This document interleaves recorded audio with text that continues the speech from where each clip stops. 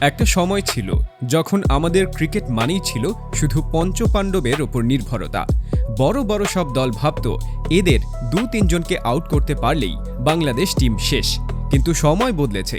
২০২৩-২৪-এর সেই ক্রাইসিস পার করে ২০২৬ সালে এসে বাংলাদেশ ক্রিকেট আজ যেখানে দাঁড়িয়ে সেটা এক কথায় অবিশ্বাস্য।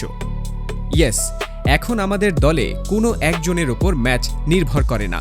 সিনিয়ররা যখন একে একে বিদায় নিচ্ছেন তখন হাল ধরেছেন এক ঝাঁক তরুণ তুর্কি। নাজমুল হোসেন শান্তর লিডারশিপ, তাওহিদ হৃদয়ের সেই ফিয়ারলেস ব্যাটিং, মাহমুদুল জয়ের ক্লাসিক টেকনিক আর বল হাতে তানজিম সাকিব বা নাহিদ রানাদের ওই ১৫০+ গতির আগুন পেস। এখন বাংলাদেশ ক্রিকেট ডিফেন্সিভ খেলে না। এখন আমরা প্রতিপক্ষের চোখে চোখ রেখে কাউন্টার অ্যাটাক করি, তা সে হোম গ্রাউন্ড হোক কিংবা বিদেশের মাটিতে। উইকেট যেমনই হোক, প্রতিপক্ষ যেই হোক, ব্র্যান্ড অফ ক্রিকেটটা এখন বদলে গেছে।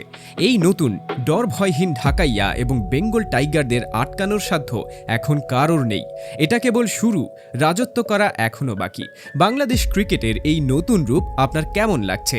এই তরুণদের মধ্যে আপনার সবচেয়ে প্রিয় ক্রিকেটার কে? কমেন্টে জানান, ভিডিওটি শেয়ার করে ছড়িয়ে দিন।